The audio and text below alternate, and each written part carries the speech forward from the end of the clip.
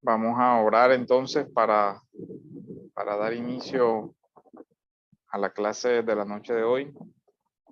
Bendito Dios, te damos gracias, Señor, por tu amor, por tu misericordia. Y rogamos por este espacio, Padre, para que tú nos ayudes, nos guardes y nos protejas, para que tú lo uses para edificar a tu iglesia, en el nombre de Jesús. Amén. Bueno, hermanos, no sé si de la clase de ayer hay alguna pregunta que haya de pronto surgido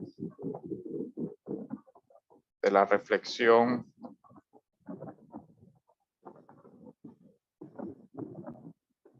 De lo que se ha venido tratando. Parece que no, pastor. Ok. Bueno, entonces, ahora vamos a desarrollar el tema de los credos, pero vamos a ir comenzando desde la construcción de los credos ya en el Nuevo Testamento. Y a partir de ahí vamos a desarrollar la unidad de desarrollo de esos credos pues en la historia de la iglesia. Y sí, pero por el audio dice algo ahí, no sé,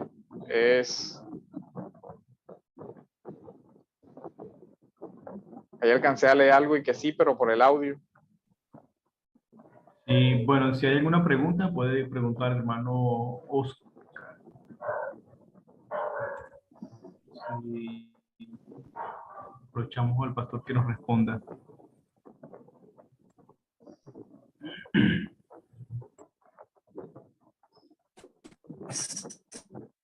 Sí, buenas noches a todos, Dios les bendiga. ¿Me copian? Sí, te escuchamos, hermano. Sí, hermano, vea, la pregunta es con el tema de que usted conversó acerca de la Biblia en electrónico y la Biblia en que usted llama pues, una cuestión.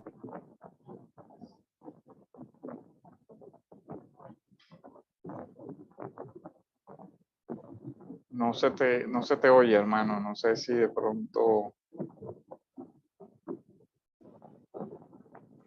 Y justamente desde los años 1845 viene para acá una gente modificando el texto del griego del Nuevo Testamento y se ve pues las mutilaciones que hay, sobre todo el ataque a la divinidad de nuestro Señor Jesucristo, el ataque a la salvación, a la inerrancia de la palabra. Y Hermano, todo, hay una parte de la primera, o sea, cuando comenzaste no te escuché, se fue como el audio. ¿Será que puedes, por favor, repetir? sí, yo quería era un planteamiento porque ayer cuando usted habló acerca de el uso de la Biblia en electrónico en la iglesia o en físico, el escrito, pues que estamos acostumbrados a hacer, que bueno, era motivo de conciencia cómo la iglesia manejaba el asunto. Yo ahorita he estado escuchando una serie del doctor César Vidal, donde él habla acerca del ataque a las escrituras, a la Biblia. Y dentro de esos ataques hay un capítulo que les mandé el link hoy por WhatsApp, donde justamente el ataque al Nuevo Testamento en griego, donde, por ejemplo, versiones como la Internacional, la palabra de Dios hoy, mutilan mucho la Biblia, atacando precisamente el tema de la divinidad de nuestro Señor Jesucristo, el tema de la salvación, las inerrancias y la infalibilidad de la Biblia. Entonces, yo me hago la consulta si ya en físico, desde los años 1845, en este No se te, programa, como lo expone él allí, se te fue otra vez, hermano. Escuché hasta el año 1800 algo, dijiste. sí, en el año 1843 o 45 por allí, una serie, unos pastores, que eran pastores, eran ocultistas, eran de todo, se propusieron editar un Nuevo Testamento fundamentándose en el código y en el códice del Vaticano. Y él dice que, bueno, él afirma allí que esos códigos, esos manuscritos del Nuevo Testamento son corruptos porque no coinciden con el textus receptus, porque en nada.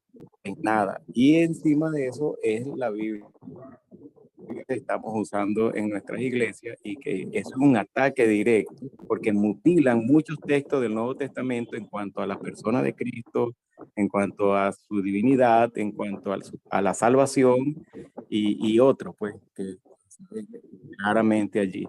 Si eso es así, entonces usar una Biblia electrónica, a veces yo estoy leyendo la Biblia electrónica y no me hace ruido porque no son la misma razón, sino creo que también el sentido de lo que es la Reina Valera, que es el que más leo, no me ha servido y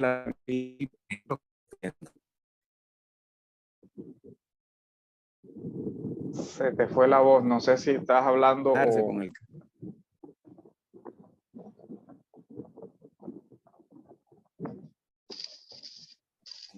Aló, Aló, sí. ¿me Bueno, escucha, doctor? sí, te escuché hasta la partecita donde dijiste que me hace ruido. Hace ruido de Creo que se te va se te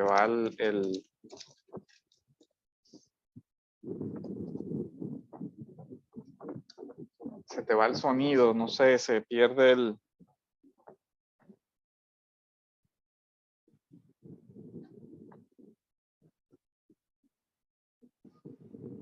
Los demás lo escuchan.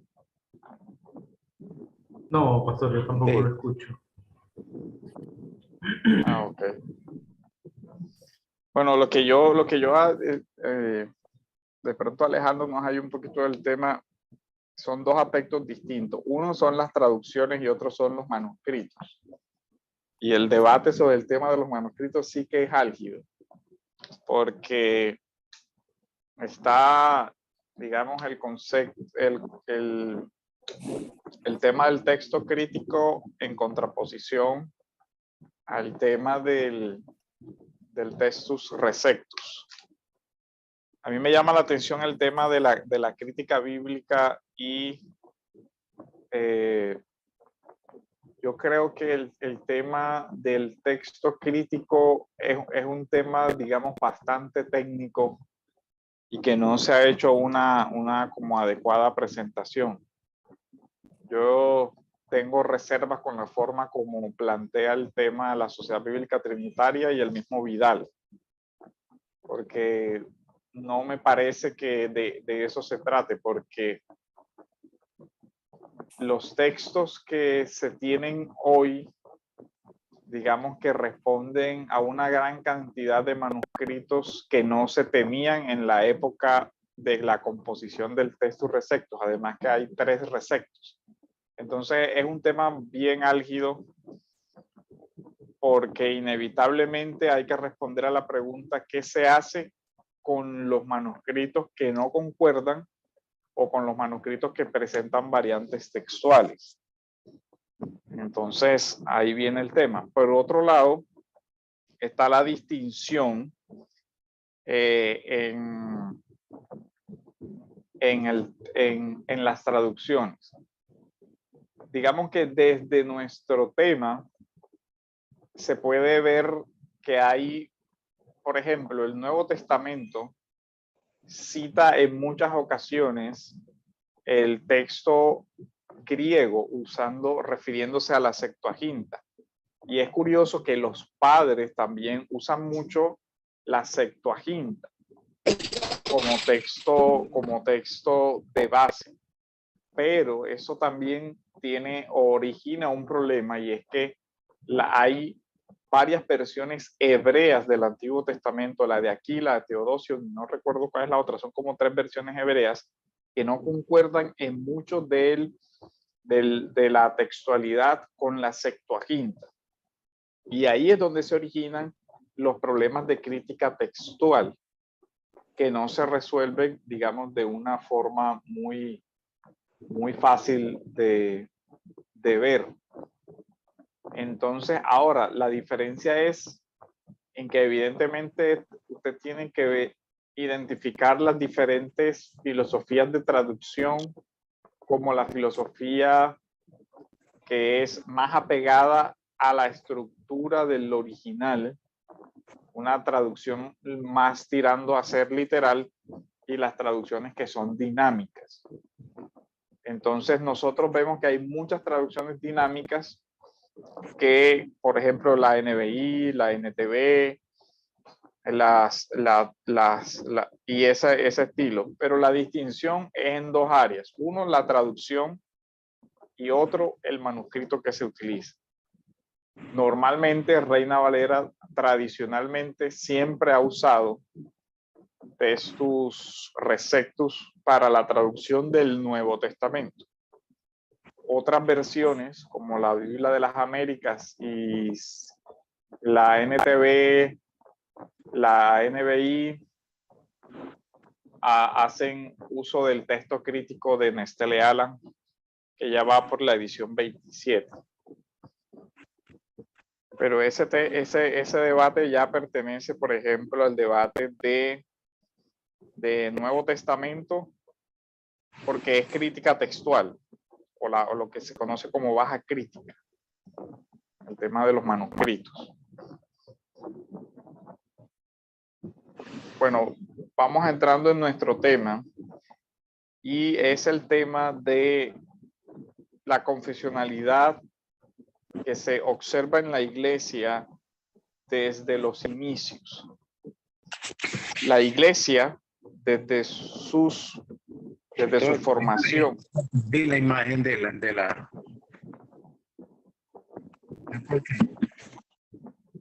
¿Cómo? No escucho.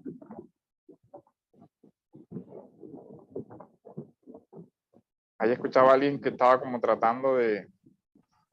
Creo que el hermano había dejado el micrófono abierto. Ah, ok. Bueno, entonces, decimos que la iglesia desde sus inicios fue una iglesia confesante, que la confesionalidad hizo parte de la liturgia y de la configuración del mismo Nuevo Testamento, y que vamos a ver cómo los credos y las confesiones van a utilizar los insumos que ya se encontraron en el mismo texto revelado para la confesionalidad. ¿Alguien me puede ayudar leyendo Romanos 10:9?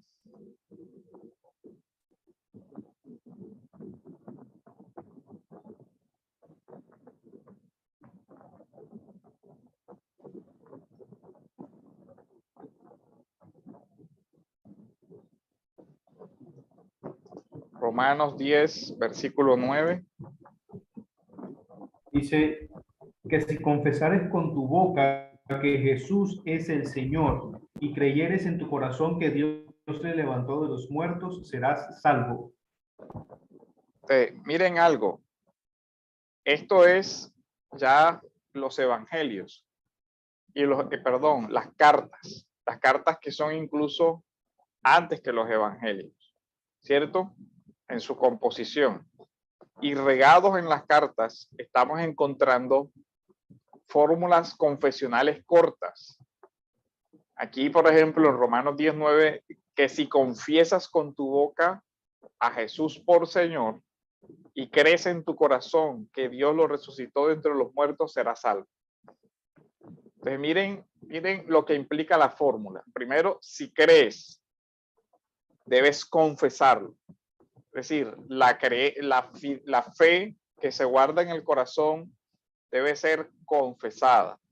Aquí hay una fórmula de confesión cristológica, una fórmula que se llama unimembre, de un solo miembro o de una sola afirmación. Si confiesas a Jesús, y un título cristológico, a saber, Señor. Jesús es Señor.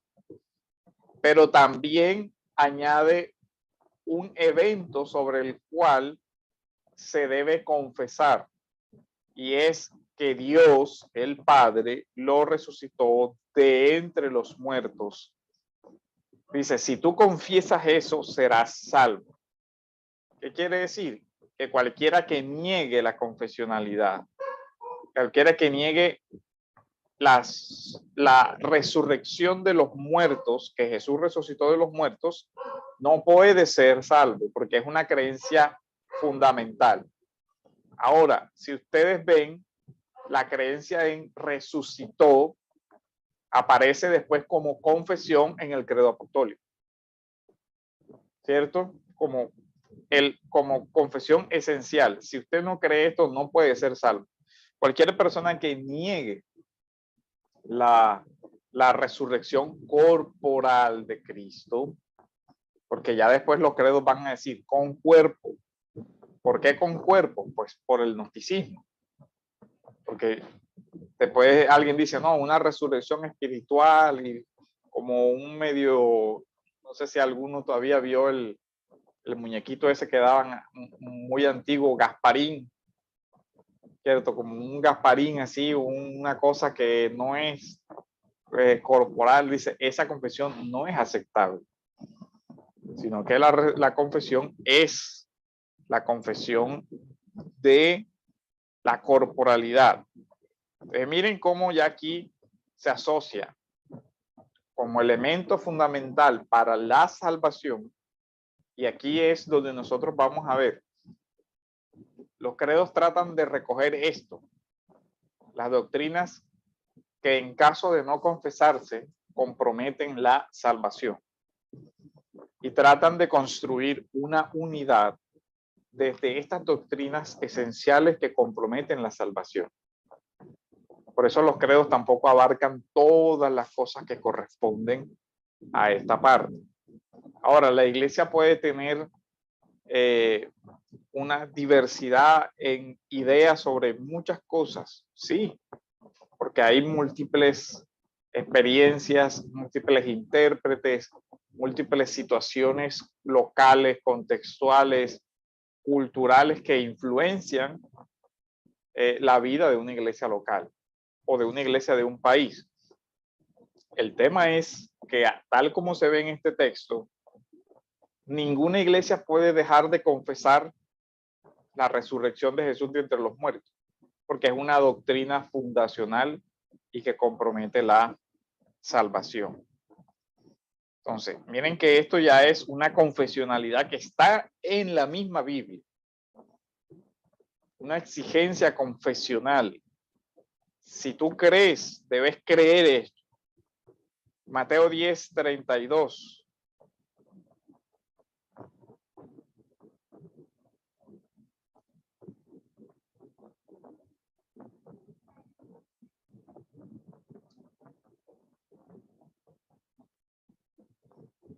Dice, por tanto, todo el que me confiese delante de los hombres, yo también lo confesaré delante de mi Padre que está en los cielos.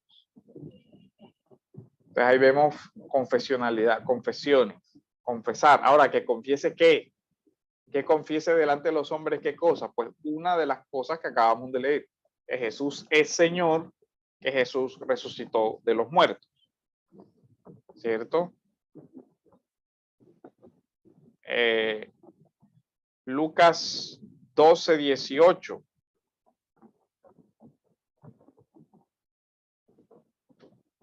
Vamos a buscarlo.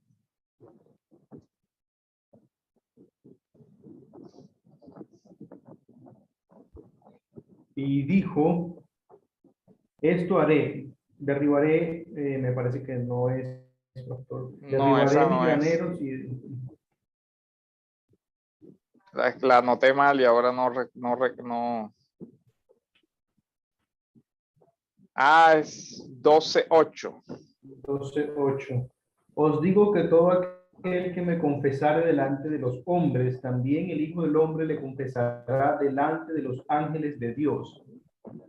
Entonces, miren la característica, confesión delante de quiénes, de los hombres. El Hijo del Hombre lo confesará también ante los ángeles de Dios. Hay fórmulas que deben, la teología primitiva construyó algo que se llama los homologueos, las fórmulas de homologación, que quiere decir lo mismo, creer lo mismo. De ahí viene nuestra palabra homologar, ¿cierto? Homologar un título, o sea, hacerlo igual, trasladarlo de un lugar a otro. Las fórmulas confesionales son un homologueo. Todos deben decir lo mismo sobre esto. Todo el que me confiese delante de los hombres. Entonces vemos ya que habían fórmulas de confesión y una de ellas, una de las que conocemos, porque en este caso no alcanzamos a conocer exactamente a cuáles se están refiriendo. Los textos simplemente nos dicen que se exige que los discípulos confiesen a Jesús delante de los hombres. Pero una de las fórmulas que sí encontramos es la de Romanos 19, que confiese que Jesús es el Señor, un título cristológico y un hecho de la historia que es la resurrección.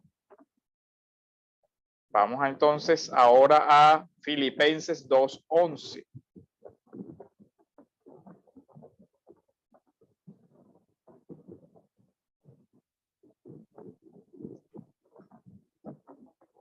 Y toda lengua confiese que Jesús o que Jesucristo es el Señor para gloria de Dios Padre. Exacto. Toda lengua confiese que Jesucristo es el Señor. Este es un título cristológico. Entonces la confesionalidad es sobre el señorío de Cristo, el curios. Y aquí en estos títulos cristológicos comienzan los problemas con la persecución. Porque cuando los emperadores comienzan a reclamar el título curios para ellos, el título de señores, como lo vimos en la inscripción de Prienes, de divinizar, en el sentido de la divinización del emperador y el dar culto al Estado representado en la lealtad al emperador. Este es un problema muy actual para los creyentes que vivían bajo el Imperio Romano.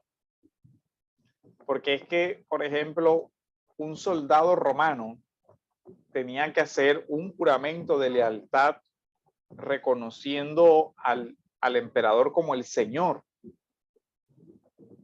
Pero ese soldado cristiano también tenía en su conciencia decir, yo no puedo reconocer a otro Señor. Yo no puedo ejercer actos de adoración al emperador, porque eso es idolatría. Entonces, ¿qué pasaba cuando se negaban? Pues podían terminar siendo acusados de traición y la pena era la pena capital. Entonces, con eso luchó la iglesia. Entonces, aquí vemos otra confesión, que Jesucristo es Señor. Vemos que se confiesan títulos cristológicos. Después, esas confesiones que se extrajeron de la Biblia van a terminar en los credos. Jesús es Señor, ¿cierto? Ahí se va notando. También vemos Primera de Juan 2:23.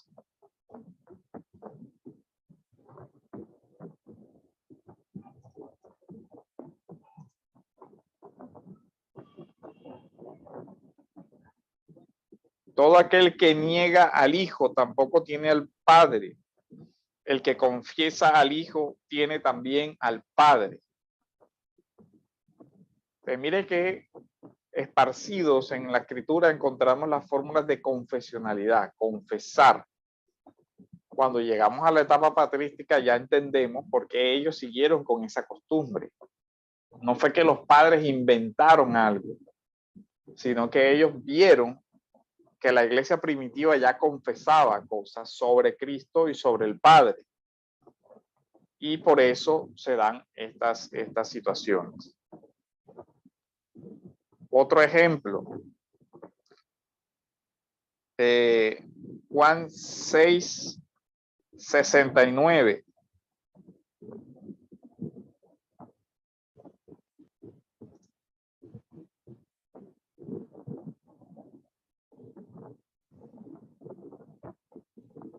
Y nosotros Dice- hemos creído, ¿cierto? Y sabemos que tú eres el Santo de Dios. Hemos creído, yo creo. De ahí salen esas fórmulas. Nosotros hemos creído, nosotros confesamos, o yo creo. Creo que Jesucristo es el Hijo de Dios. Creo que esto, de ahí vienen saliendo las fórmulas, o de ahí es que se emanan esas fórmulas que después se desarrollan en los credos. Fue un trabajo de teologización, pero no de invención de la nada. Juan 11:27 también. Vayamos a Juan 11:27.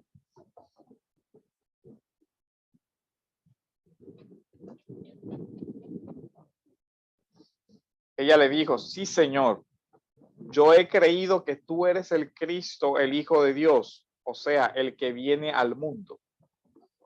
¿Ya ven? Yo he creído. No sé, Reina Valera, ¿cómo dicen?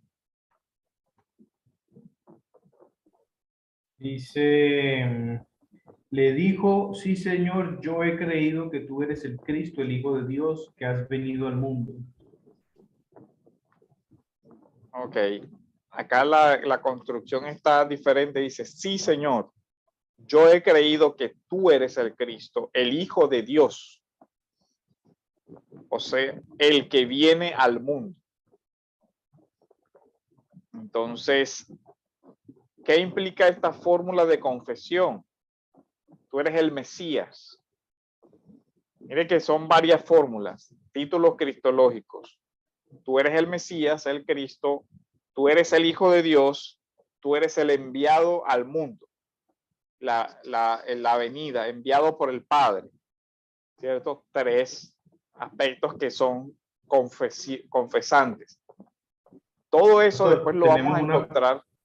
¿Cómo? Tenemos una pregunta por allí. Hay un hermano levantó la mano. Ajá.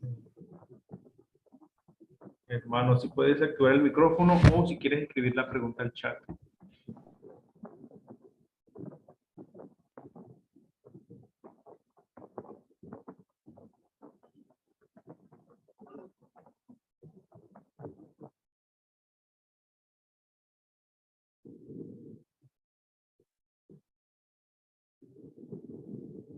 Bueno, parece que más tarde lo va a preguntar. Ok. Hechos 8:37.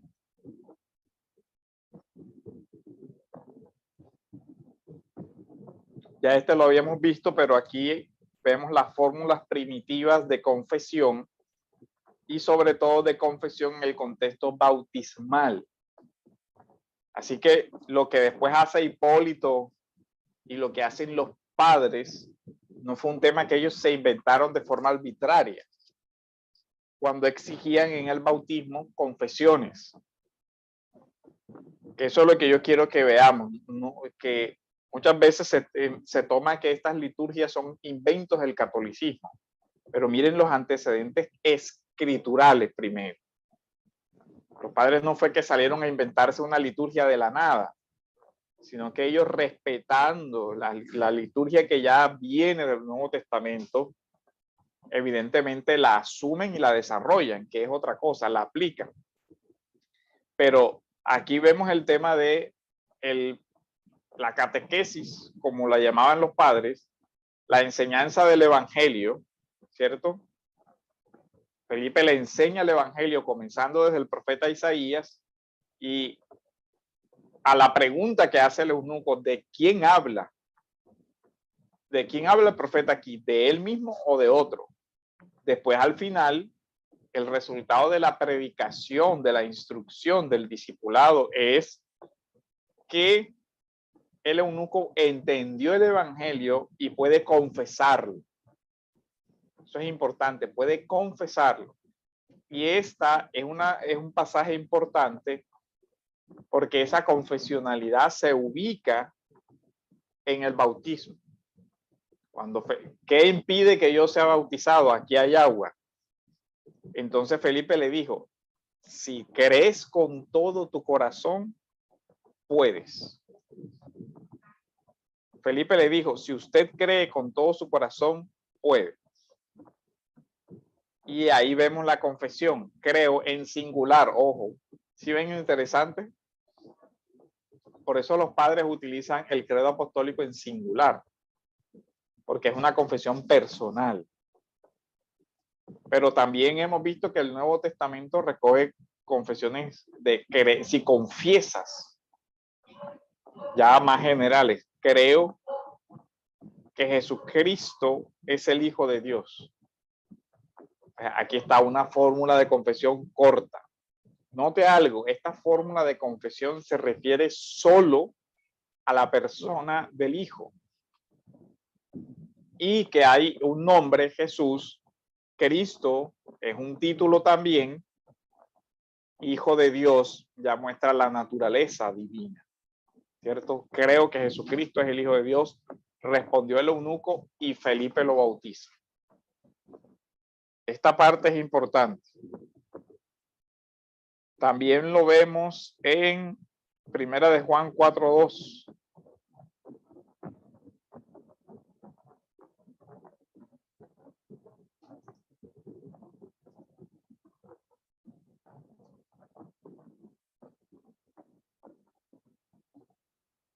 En esto ustedes conocen el Espíritu de Dios.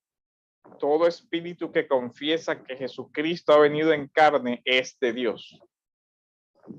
Esta parte es muy interesante porque el contexto de las cartas de Juan y de su evangelio es la batalla ya con el gnosticismo incipiente.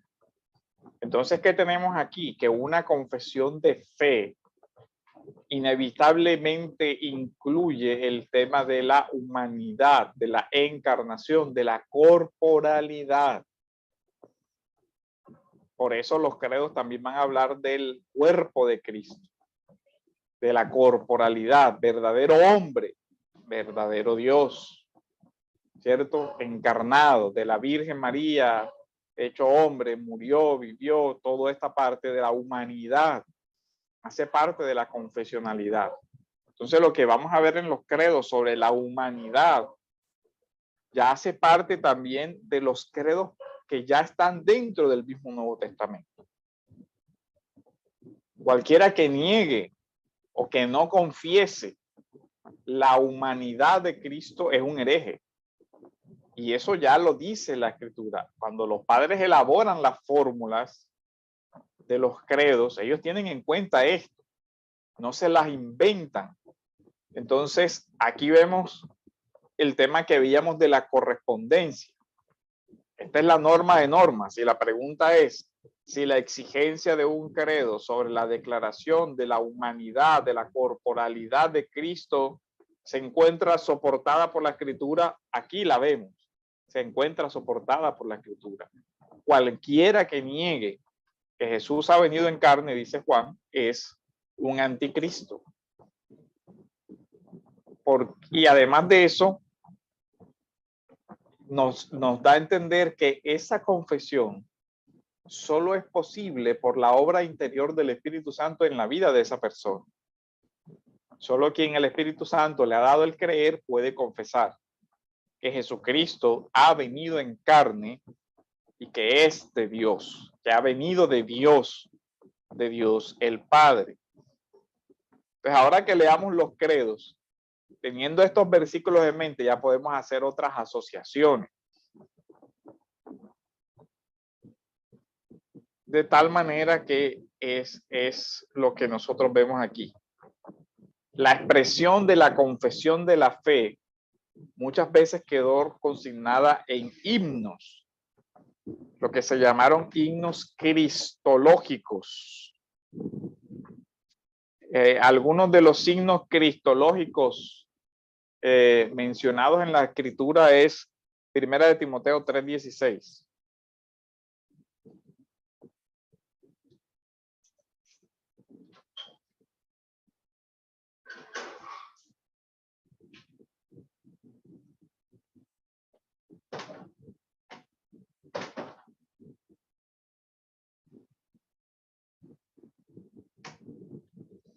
E indiscutiblemente grande es el misterio de la piedad.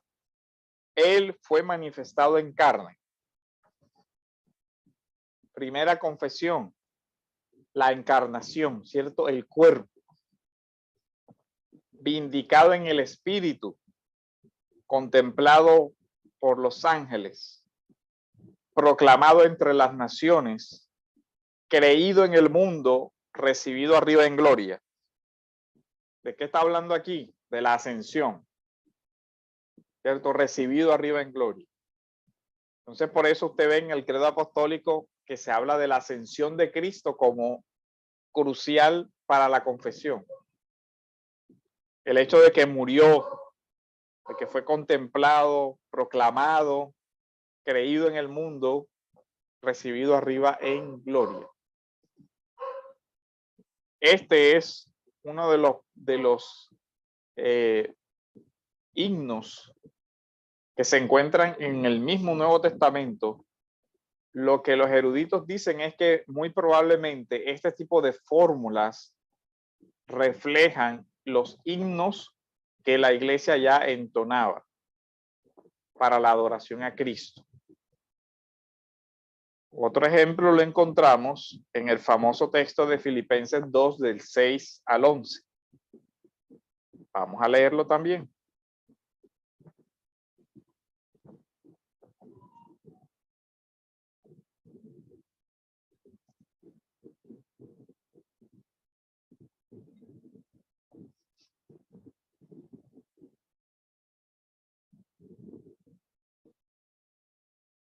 El cual, aunque existía en forma de Dios, no consideró el ser igual a Dios como algo a que aferrarse, sino que se despojó a sí mismo tomando forma de siervo, haciéndose semejante a los hombres, hallándose en forma de hombre, se humilló a sí mismo, haciéndose obediente hasta la muerte y muerte de cruz. Y note que los credos hablan de la muerte y de la cruz, de la resurrección también. Por lo cual Dios lo exaltó hasta lo sumo y le confirió un nombre que es sobre todo nombre, para que en el nombre de él se doble toda rodilla de los que están en los cielos y en la tierra y debajo de la tierra, y toda lengua confiese que Jesucristo es Señor, para la gloria de Dios Padre. Otra vez la confesión, Jesucristo es Señor, que ya encontramos en Romanos. Y aquí nos dice que ¿qué ha de confesarse? La persistencia de Cristo, la humillación, ¿cierto? Terrenal, la humillación de la cruz, pero también la resurrección, la ascensión, la exaltación, un nombre, sobre todo nombre, todo eso debe confesarse. También los eruditos dicen, esto puede ser una fórmula de himno cristológico que ya se usaba en las iglesias primitivas y que Pablo conocía. Entonces, si eso es así, ya tendríamos que, aquí tenemos una fórmula litúrgica. Aunque no se aceptara la tesis de que ya es un himno cristológico previo y que Pablo aprende por la tradición, si Pablo es quien lo crea por la inspiración, es igual de cierto que es autoridad doctrinal y que los elementos confesionales que se encuentran aquí son vinculantes para la iglesia.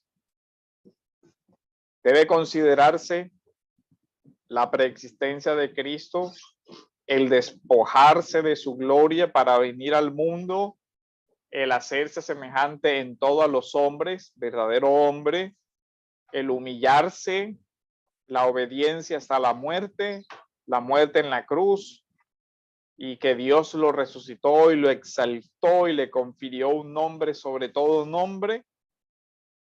Todo eso debe confesarse, de acuerdo a lo que dice aquí. Entonces, ya vamos a ir identificando que estas fórmulas se van a encontrar en los credos que posteriormente se desarrollan. Y en el bautismo, que es un lugar, es el lugar antiguo digamos, de confesión, dice, bautizándolos en el nombre del Padre, del Hijo y del Espíritu Santo, ¿cierto? Mateo 28, 19. Entonces aquí vemos una cosa bien interesante. Es elemento seguro que los símbolos que posteriormente la patrística tomó como fundamento este texto de Mateo, y a ello le añadió fórmulas confesantes. Fórmulas confesantes que la iglesia no sacó de debajo de la manga, sino que la fue extrayendo y en algunos elementos desarrollando desde las que ya estaban en el texto y las desarrolla por una necesidad también, y es la de confrontar y refutar las herejías que se iban levantando. Pero vemos cómo está el que los padres están unidos a esa tradición apostólica y guardan la regula fidei, pero siempre uno ve que el fundamento de esas confesiones está directamente en la escritura. La iglesia siempre ha sido confesante y Cristo exige a los hombres que le confiesen. Por lo tanto, la iglesia no puede eximirse de esas confesiones. A cualquiera pues que me confiese delante de los hombres, yo también le confesaré delante de mi Padre que está en los cielos. La iglesia tiene que confesar lo que Dios le demanda que confiese. Y esta palabra es el único fundamento para la fe del cristiano, la confesionalidad. Entonces, aquí nosotros vamos viendo que el mismo Nuevo Testamento desarrolla 3 fórmulas básicas de confesionalidad.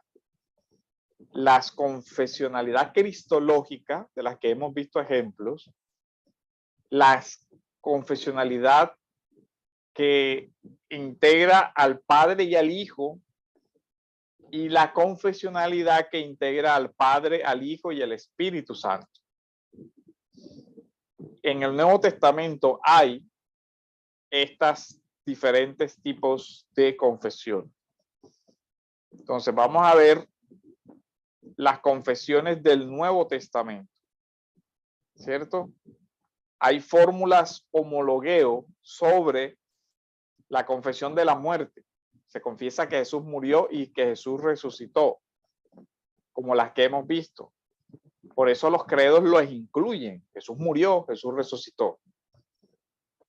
Entonces, la fe cristiana ya en el primer siglo delimita sus confesiones. Ya en el mismo Nuevo Testamento encontramos eso. Hay fórmulas con una sola cláusula confesional. La cláusula confesional sobre el Hijo, o cláusulas de carácter cristológico. Otras son las que le llaman cláusulas de estructura bimembre, es decir, de 2 miembros de confesión, las que se refieren al Padre y a su Hijo. Y hay otras que se llaman triádicas, porque se estructuran para incluir también al Espíritu Santo. Hasta aquí va claro el tema. Yo sé que estamos introduciendo ya una terminología que es algo poco común, o no sé si ya la escucharon.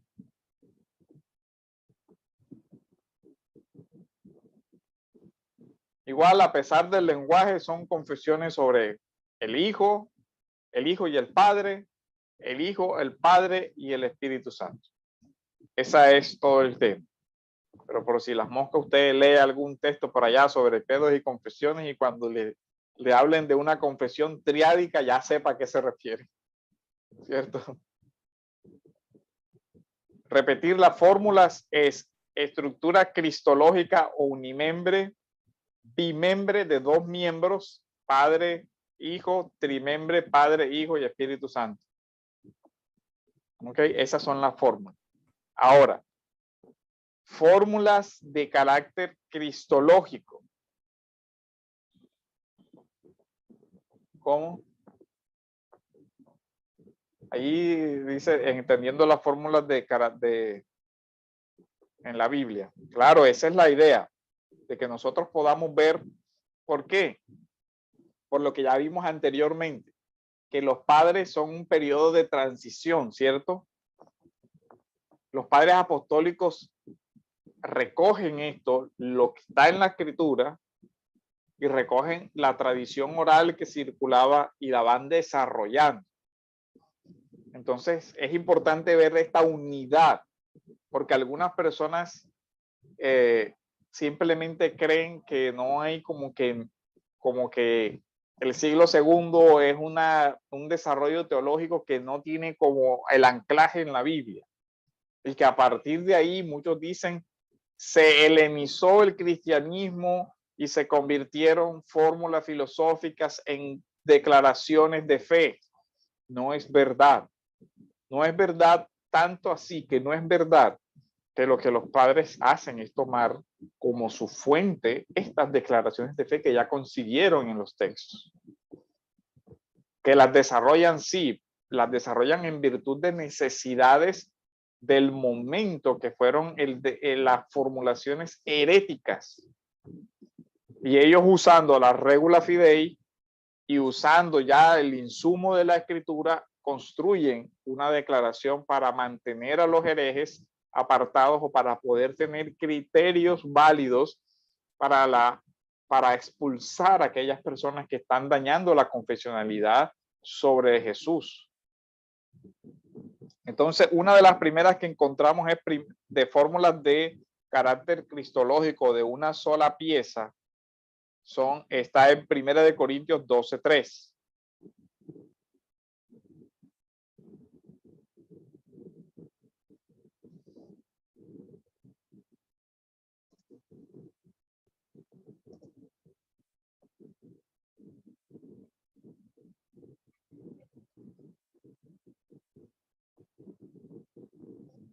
Por tanto, les hago saber que nadie hablando por el Espíritu de Dios dice Jesús sea anatema.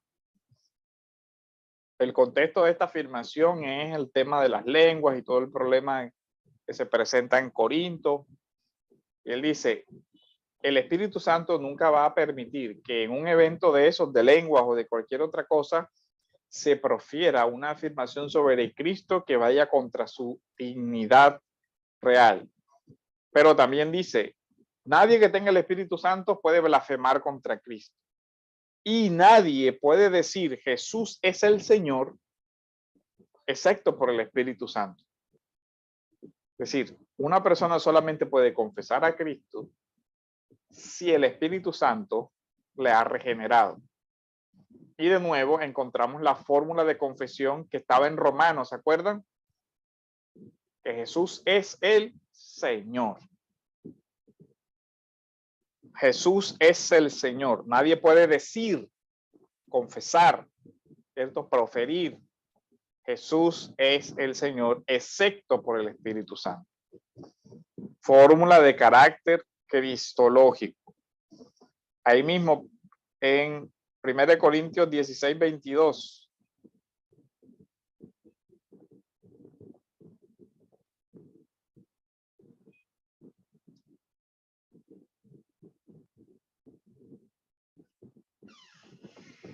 Si alguien no ama al Señor, sea anatema, maranata. ¿Cierto? Ahí vemos también fórmulas de condena. Ya vamos viendo los anatemas, las sentencias de apartarlos, de condenarlos. Dice, si alguien no confiesa esto, sea anatema. Si alguien no ama al Señor, sea anatema. Pablo va a usarlo también en Gálatas. Si alguien cambia el evangelio, sea anatema. De ahí vienen la práctica de las condenas eclesiales contra la herejía. No fue tampoco que los padres sacaron a maldecir a la gente porque les dio la gana, porque no, es chévere estar profiriéndole anatemas a todo el mundo. No, porque ellos ven en el Nuevo Testamento que cuando se levantan estas herejías, los apóstoles, usando la autoridad que Dios les confirió como guardianes de la regla de la verdad, dicen, eso se condena. Esto es condenable. Esto es una perversión de la verdad del evangelio. Entonces, aquí estamos viendo, ahora son fórmulas cortas, son fórmulas sencillas. Filipenses 2:11 ya lo leímos, ¿cierto? El himno de Filipenses, y Romanos 10:9 también lo leímos ya. No vamos a repetirlo por temas de tiempo, pero es importantísimo que lo sepamos. Cristo, tenemos confesiones de el Señor, ahora tenemos confesiones de el Cristo, tenemos confesiones de el Hijo de Dios. Hebreos 2:36.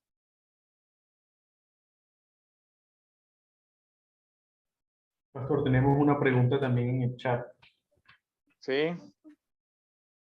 Dice, Pastor, al principio surgieron las confesiones de fe para enseñar la palabra y luego surgieron para contrarrestar las herejías.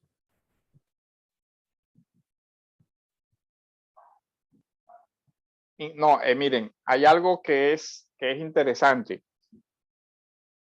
Recuerden que en el mismo periodo en el que el Nuevo Testamento se está formando, ya se estaban levantando ideas erróneas.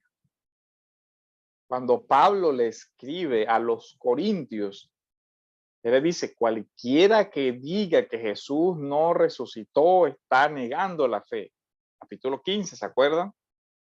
Dice, porque hay algunos entre ustedes que ya están diciendo que Jesús no resucitó. Entonces, si ustedes niegan eso, ya no hay fe cristiana. ¿Cierto? Entonces vemos que de hecho, la mayoría de las cartas se escriben por problemas. Algunos problemas de carácter doctrinal y algunos problemas de carácter moral, y casi siempre de los dos. Porque los problemas de carácter doctrinal terminan en problemas de carácter moral, ¿cierto? Porque no hay, por la cadena de la ortodoxia, ortopatía, ortopraxis. Mala idea, mala práctica, mal sentimiento. Por eso incluso miren lo de Corintios, el que no ama sea maldito. ¿Cierto? El que no tiene la ortopatía correcta, la reverencia y amor correcto hacia Cristo está condenado. Entonces, esa parte es interesante. Creo que aquí me equivoqué en la cita. No sé si es, vamos a ver si es Hechos 2:36.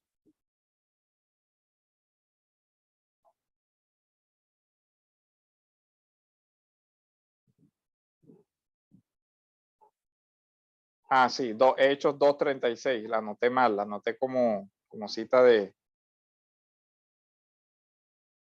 la anoté como H-E y es H-C, es Hebreos 2:30, es Hechos 2:36, perdón. Sepa pues con certeza toda la casa de Israel que a este Jesús, a quien ustedes crucificaron, Dios lo ha hecho Señor y Cristo. ¿Saben? Teníamos confesiones cristológicas de Señor. Ahora tenemos confesiones cristológicas de otro título, Señor y Mesías, con todo el contenido que implica el concepto de Mesías que venía desde el Antiguo Testamento, ¿cierto? Que era rey, que era todo lo que implica. Ahora no podemos desarrollar todo lo que implica el título Mesías, pero es muy importante, porque él está hablando a la casa de Israel, dice, Dios lo declara Mesías, el ungido. Solamente váyase a la referencia del Salmo 2, de lo que implica, ¿cierto? El Mesías es el rey ungido, aquel que traerá la justicia y el juicio, a quien Dios le dio la vara, el que quebrantará a las naciones que no se arrodillen delante de él. O sea, el título Mesías tiene una amplia designación, tanto en los profetas como en los salmos asociados a la realeza, al poder, todo eso. Aquí ya vemos que se le otorga el concepto de, o el título Mesías, ungido para. Recuerden que ese es el texto, el sentido. Los sacerdotes eran ungidos, los reyes eran ungidos, pero Jesús es ungido por el Padre para la redención, es quien tiene toda autoridad dada por Dios. Fue ungido por Dios para la misión redentora, para la misión salvadora. Eso es todo lo que implica la declaración de Cristo como Mesías. Señor y Mesías.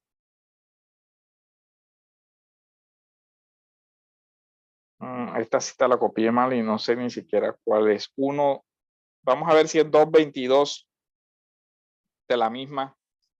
Alguien lo puede buscar ahí. Si no, ya tenemos un ejemplo. Tengo que volcar.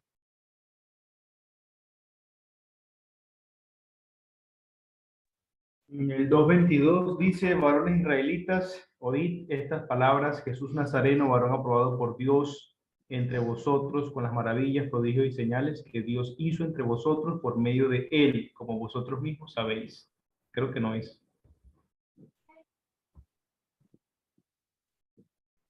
Sí, esa no, y ahora no recuerdo cómo es que dice. Hijo de Dios. Hechos 8:37.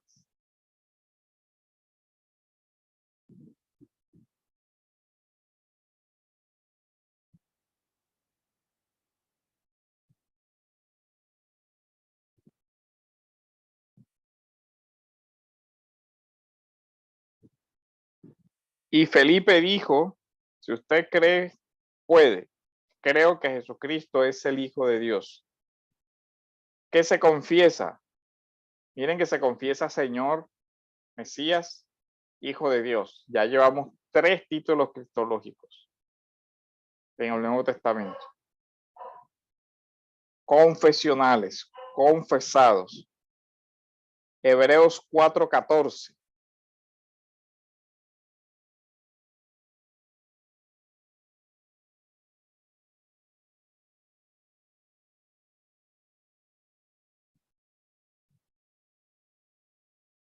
Teniendo pues un gran sumo sacerdote que trascendió los cielos, Jesús, el Hijo de Dios, retengamos nuestra fe.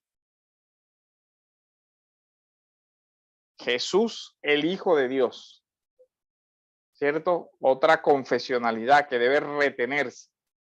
Y se deben guardar esto, deben mantener esta creencia. Retener la fe, retener esta confesión. Esto que afirmamos sobre Cristo, es decir, que es el Hijo de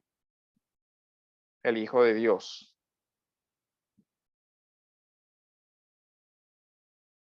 Y esas aparecen también estos son ejemplos de versículos. Hay muchos más donde nosotros leemos los títulos, ¿cierto? Estos son los que más claramente aparecen como fórmulas de confesión. Tenemos también la de Pedro: tú eres el Mesías, el Hijo de Dios, ¿cierto? Y así, y hay otras donde se usa el Hijo del Hombre, pero estas son las que más claramente se ve el creo o las fórmulas de confesión. Pero hay muchas expresiones ya de la narración de los evangelios donde se ve los títulos cristológicos utilizados. Entonces, estas aclamaciones sencillas se van amplificando después en fórmulas donde además de Señor se dice que murió, se dice que resucitó, y se van, o que se encarnó, y así se van construyendo las fórmulas confesionales. Y esto para nuestra salvación.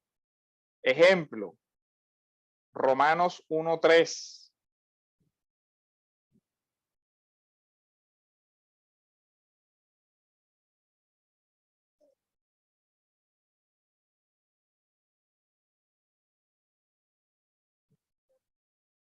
El mensaje acerca de su hijo, que nació de la descendencia de David según la carne.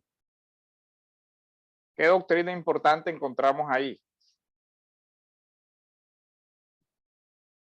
La encarnación, ¿cierto? el mensaje del evangelio. Y así encontramos otra cantidad de textos como Romanos 4:24, 2 de Corintios 4:13, Colosenses 2:12, Tesalonicenses, Gálatas y otras. Y las fórmulas de los himnos, ¿cierto? Que ya vimos, cristológico, Primera de Timoteo y Filipenses. La fórmula de dos miembros, donde se confiesa simultáneamente al Padre y al Hijo. Vamos a ver Primera de Corintios 8:6.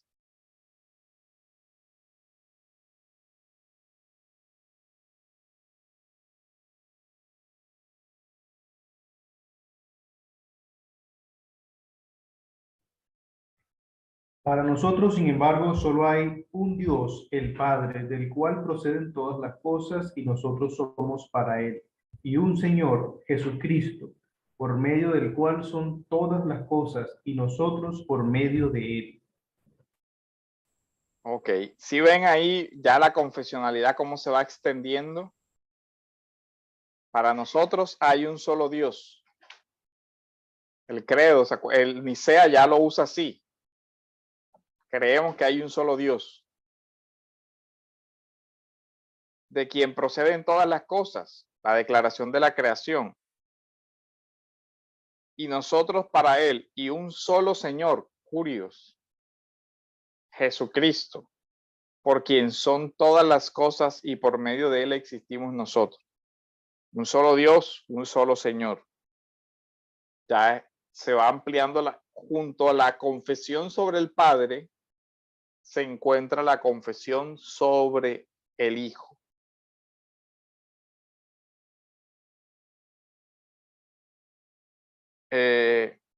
Primera de Timoteo 2:5, creo que todos lo conocemos, ¿cierto? Hay un solo Dios y un solo mediador entre los hombres, Jesucristo hombre.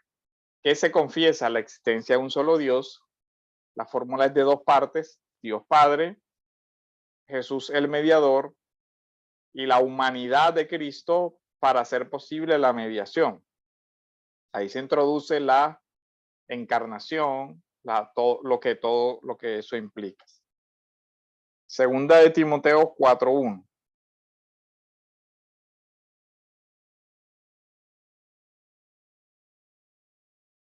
¿Quién lo puede leer?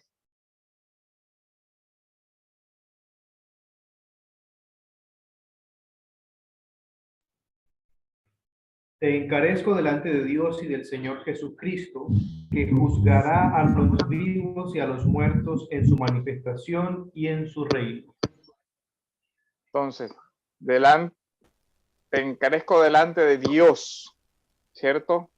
Miren que es una fórmula de exhortación o de vinculación casi de juramento. Te requiero delante de Dios y delante de Jesucristo, quien juzgará a los hombres en su manifestación y en su reino. Tenga eso pendiente para el credo. Ahí creo que hay como un micrófono abierto.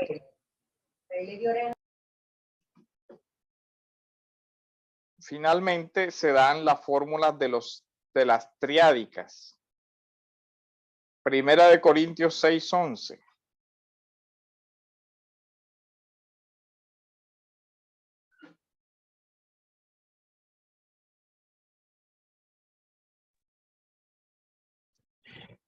Y esto erais algunos, mas ya habéis sido lavados, ya habéis sido santificados, ya habéis sido justificados en el nombre del Señor Jesús y por el Espíritu de nuestro Dios. Ya ven entonces, ya aparecen el Padre, el Hijo y el Espíritu, ¿cierto?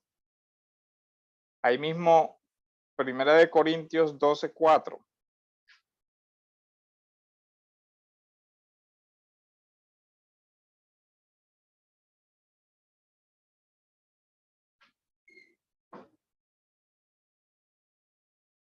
¿Quién los 12:4 en adelante que lo lea?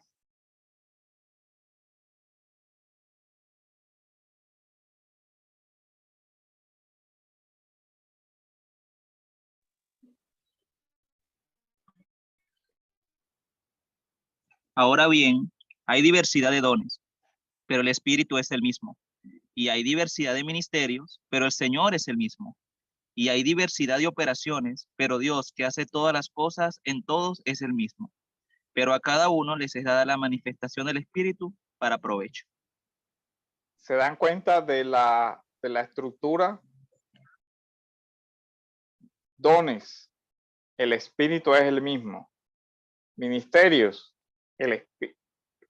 el Señor es el mismo. Operaciones, Dios es el que hace eso. La declaración entonces es el Espíritu Santo, el Señor, ya sabemos que se refiere a Cristo, y Dios, el Padre. Hasta aquí queda claro el tema de las fórmulas. La más conocida, obviamente, Mateo, ¿cierto? En el nombre del Padre, del Hijo y del Espíritu Santo. Hay más citas, pero la idea es que podamos ir, digamos, avanzando. Ahora, ya en el Nuevo Testamento entonces tenemos indicios de estas fórmulas confirmatorias bautismales, ¿cierto? Como lo vemos en Hechos de el eunuco. Y aquí es el enlace con la Didache. Hay una manito levantada por ahí.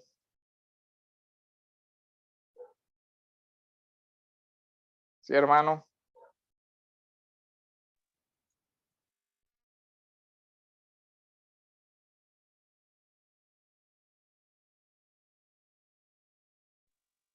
Pastor, Sí. referente a eso que está comentando, los solo Jesús siempre nos acusan a nosotros de, según ellos, pues, de alterar las escrituras, porque ellos siempre dicen, o por lo menos con los que yo he hablado, que nosotros bautizamos en el nombre del Padre, del Hijo y del Espíritu Santo, pero que los apóstoles bautizaron en el nombre de Jesucristo. Claro, ahora ya usted puede ver que hay diferentes fórmulas y que hay fórmulas confesionales de Cristo que se dan por circunstancias o por necesidades de acuerdo a la comunidad o a la carta que se escribe, pero ya usted puede ver que no solamente hay declaraciones sobre Jesús como Señor, sino sobre el Padre, el Hijo, los dos juntos, o el Padre, el Hijo y el Espíritu Santo. Hay una obra que es de las más importantes sobre este tema, que es la obra de Kelly, que se llama Primitivos Credos Cristianos. Si alguna vez la encuentra, es de las obras que marcan la investigación de este tema y es esencial. ¿Qué dice el libro de Primitivos Credos Cristianos?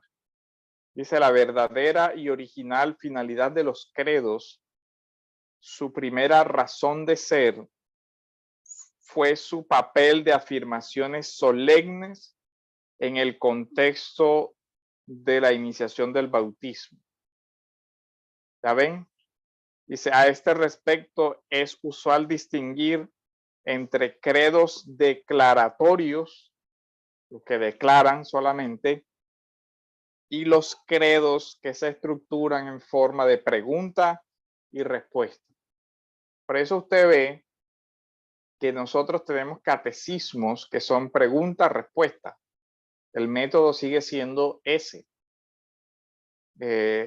Los catecismos, tanto de Heidelberg como los catecismos bautistas, siguen utilizando esta estructura.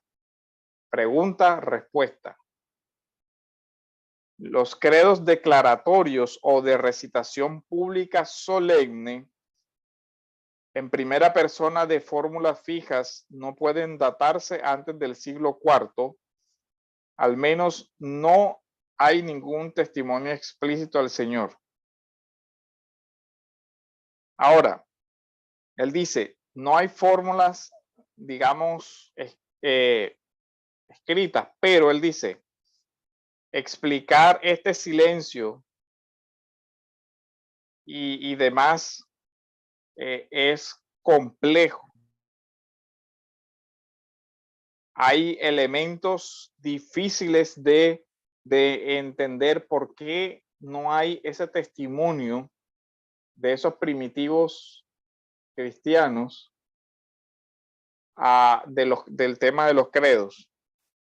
Pero dice Kelly que se ha hecho un esfuerzo muy detallado por descubrir sus huellas en los siglos anteriores al siglo IV y sobre todo en Tertuliano, en Justino y en Hipólito.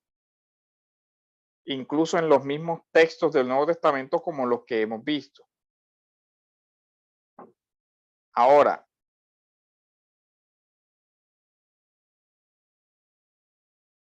hasta aquí se ha comprendido, queda claro lo que queremos desarrollar. A partir de aquí nosotros entendemos, por ejemplo, cómo la Didache viene y dice, con respecto al bautismo, os bautizaréis de esta manera.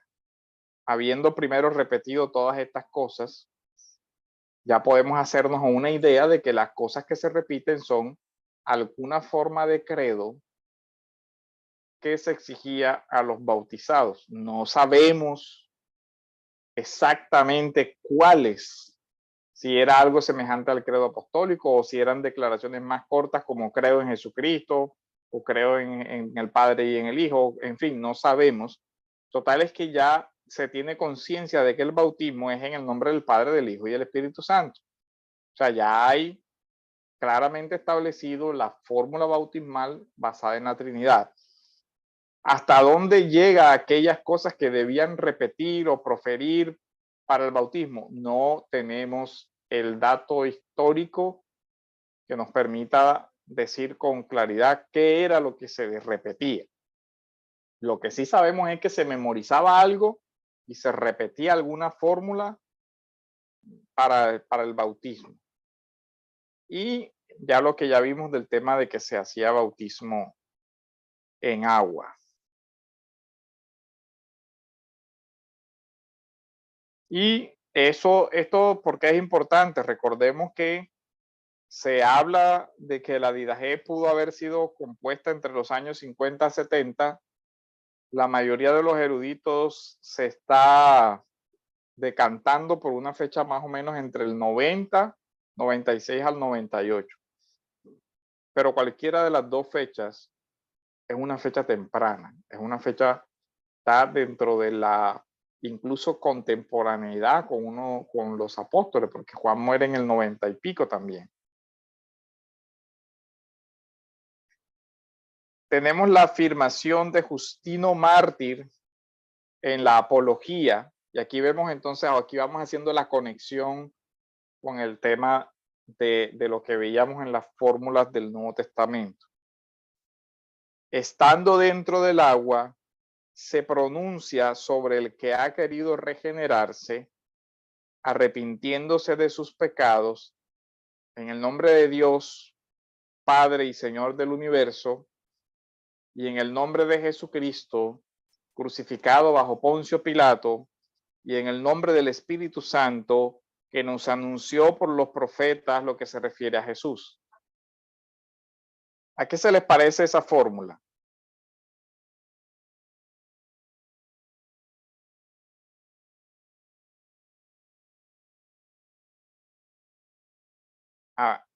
No logramos identificarnos. Al credo de los apóstoles. ¿Sí? Se parece al credo de los apóstoles.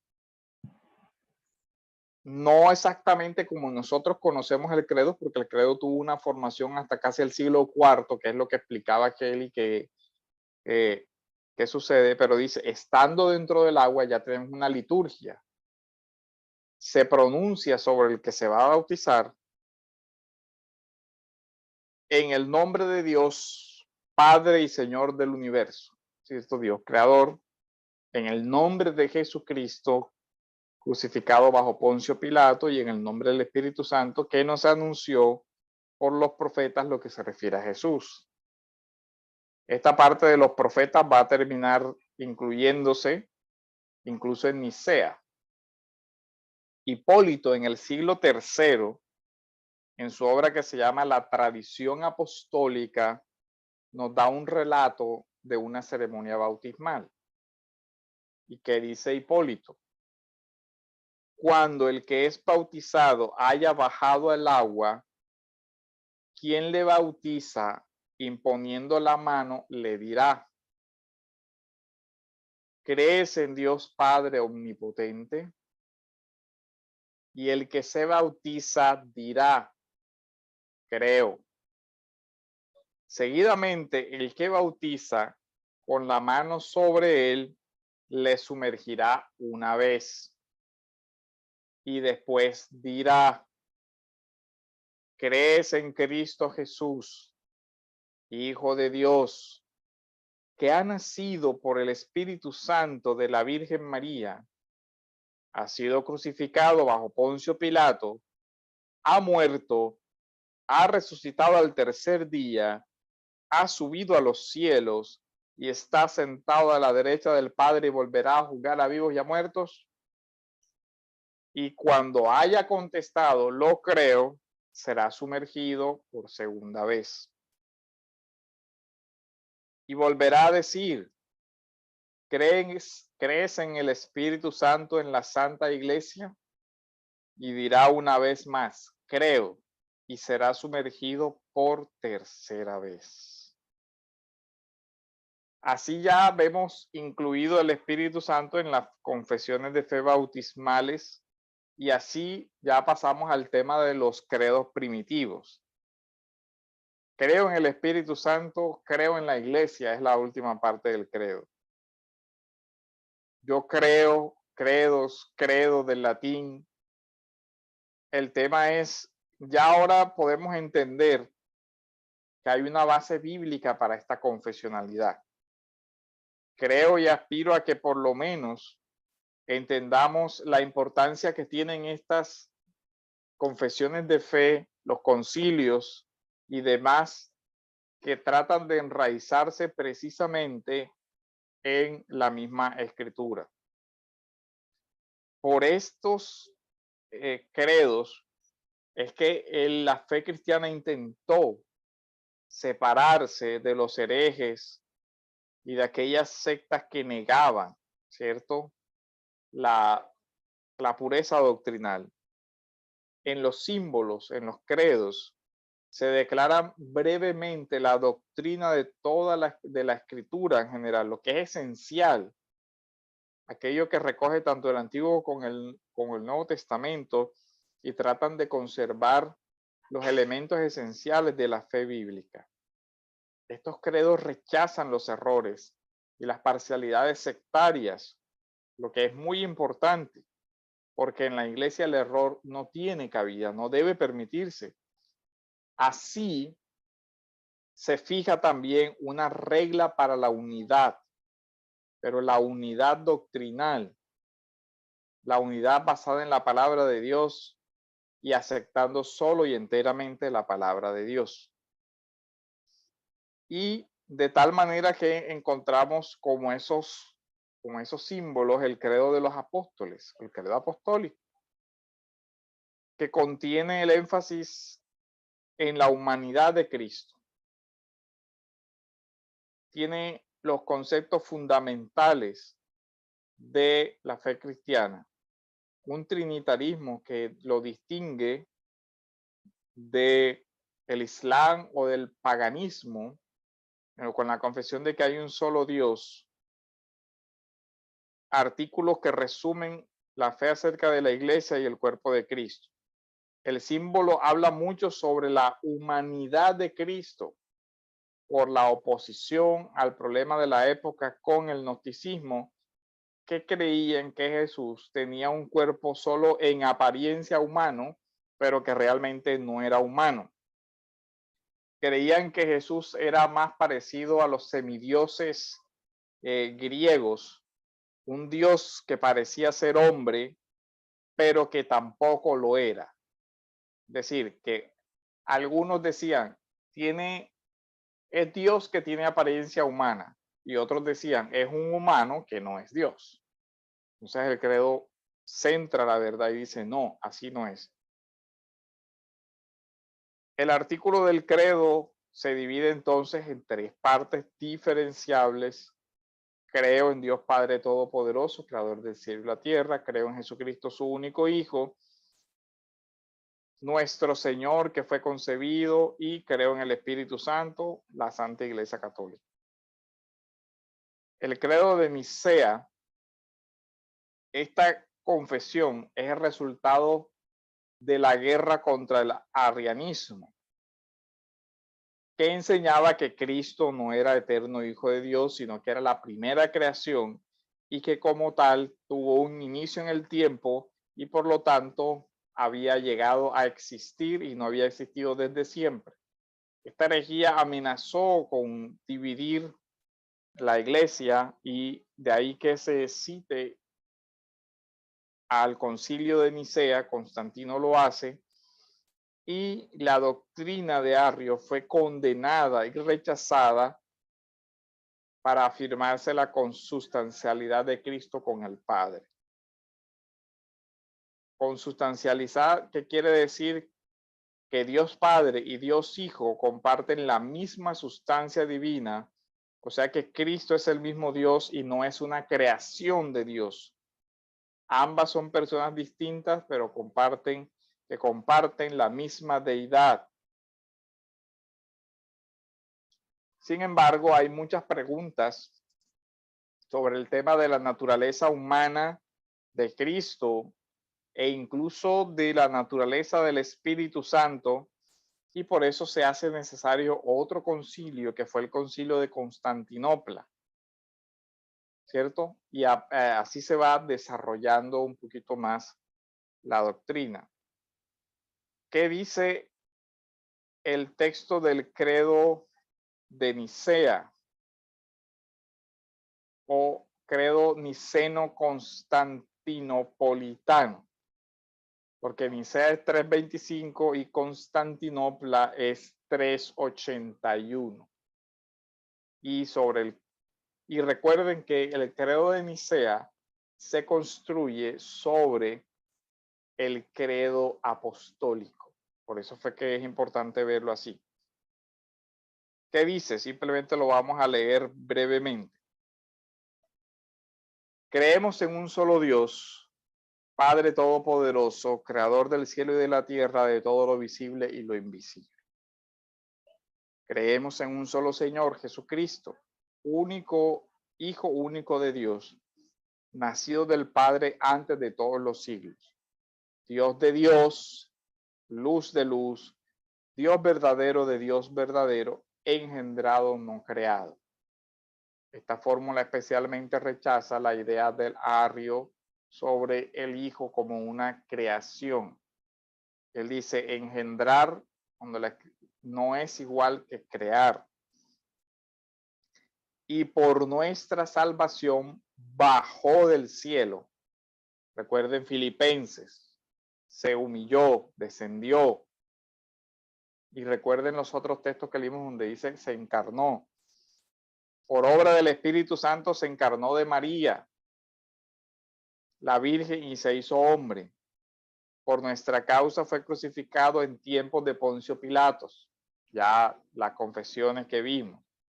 Padeció y fue sepultado, resucitó al tercer día según las Escrituras y subió al cielo y está sentado a la derecha del Padre. El himno de Filipenses. De nuevo vendrá con gloria para juzgar a vivos y muertos. También el himno de Filipenses y otros textos que hemos visto, y su reino no tendrá fin. Creemos en el Espíritu Santo, Señor y dador de vida, que procede del Padre y del Hijo, que con el Padre y el Hijo reciben una misma adoración y gloria, y que habló por los profetas.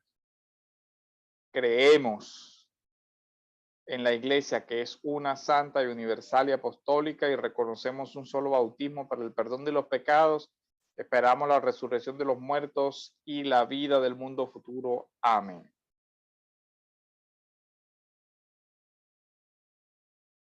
Tenemos luego Calcedonia. ¿Hasta aquí hay alguna pregunta, duda, comentario? Sí, de la misma naturaleza, de la misma sustancia del Padre, en Nicea.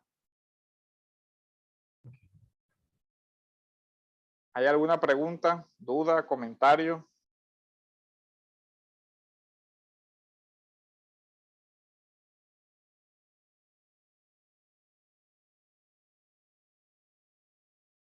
Luego le sigue el credo de Calcedonia del 451 y el credo de Atanasio que se fija en el año 500.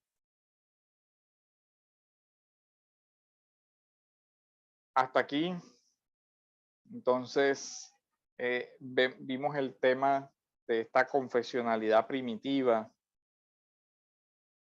y estas fórmulas de confesión. El artículo que estamos utilizando yo se los envié. Creo que ya el pastor Alejandro se los tuvo que haber remitido. Si no hay ninguna pregunta, entonces podemos terminar hasta aquí para mañana continuar ya con el tema que vamos a desarrollar.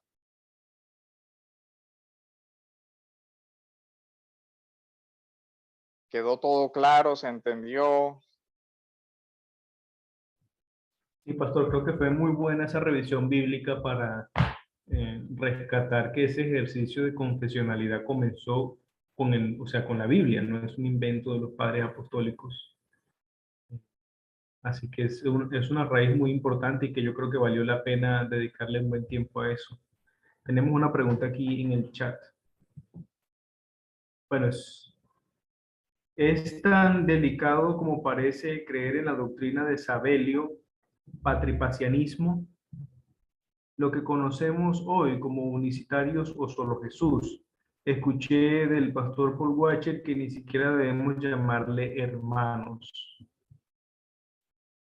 Sí, recuerden que esos son herejías condenadas. O sea, pesa una condena sobre eso y esas condenas son realmente serias, porque son condenas de herejía. Y acuérdense que la implicación de eso es que lo mismo que dice el texto del Nuevo Testamento, dice, quien no confiese esto no podrá ser salvo. Y en este sentido, una persona que no confiesa como debe ser, no es salvo, no es hermano, porque la creencia que tiene le impide la salvación. ¿Recuerdan el texto que leímos? Dice, quien no crea esto no podrá ser salvo. De allí lo serio de lo que estamos hablando. No es hermano porque no está dentro de la confesión de la verdad. Entonces es bastante delicado el tema. Pastor, y eso cuando es lo veamos que- el credo de Atanasio, ahí también Atanasio lo dice claramente también, más adelante lo vamos a estudiar, imagino. Sí, claro. Vamos a ver un poquito más cuando vamos a ver el tema de la cristología un poquito más y ahí vamos a ver todo el tema. Estoy copiando aquí, les voy a mandar el documento de la exposición que acabamos de hacer. Que esta está un El del poquito más Espíritu Santo lo tenemos. Ajá. pero yo creo que te mandé uno que no tiene todas las citas, no tiene todas las fuentes que se usan. Ya me di cuenta de eso, porque yo hice una primera edición de ese estudio y después lo complementé con otros materiales y tiene una bibliografía más detallada. Pero sí, hermanos, por eso es que hemos venido diciendo, muchas personas están tomando esos credos y esos credos primitivos con mucha ligereza y resulta que esos credos primitivos tienen condenas expresas. Mire, por ejemplo, cómo comienza, solamente para que tenga una idea. cómo comienza el credo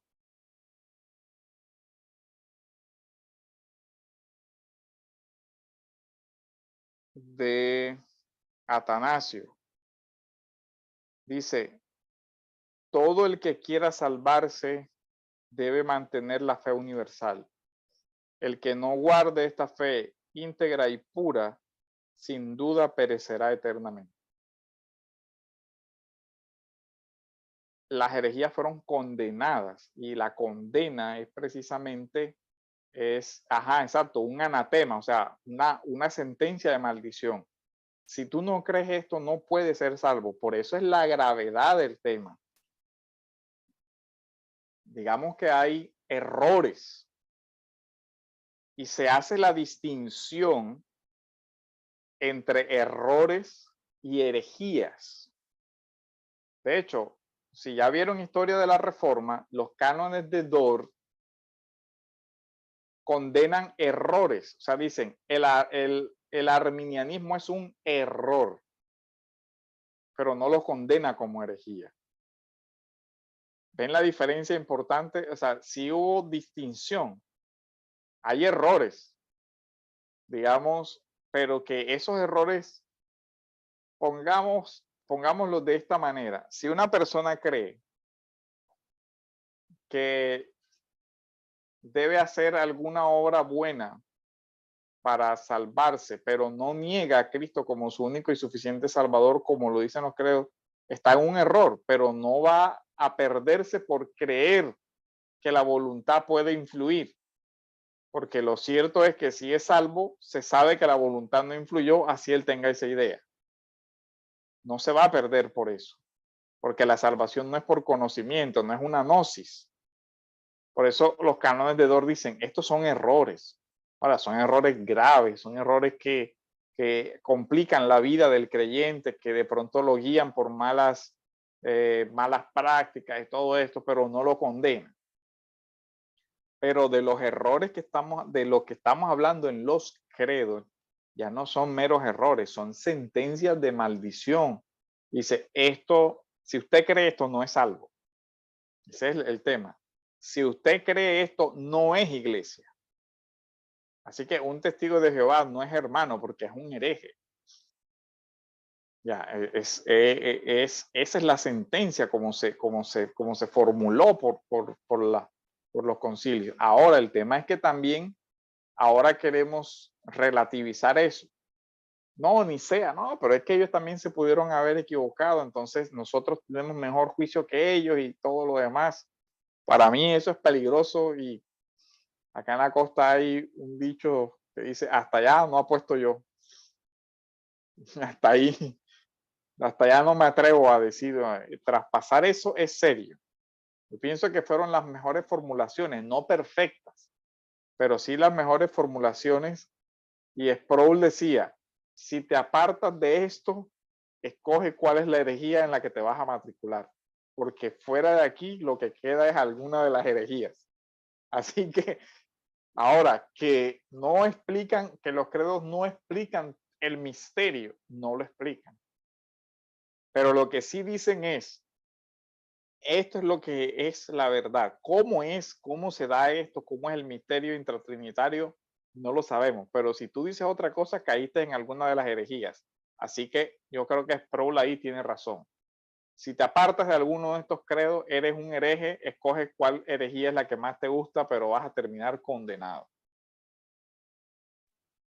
Pastor, tenemos varias intervenciones. El hermano Alcides quiere hacer una pregunta. Hermano, adelante.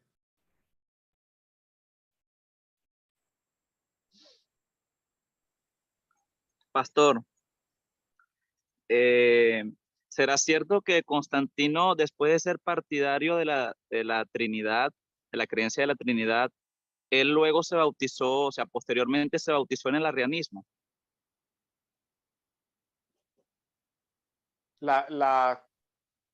Bueno, yo supe que, o sea, él al principio hay dos etapas. Él apoya en primer lugar al arrianismo por una influencia de un obispo que, venga, ya les digo, es que incluso hay una, déjenme un segundito.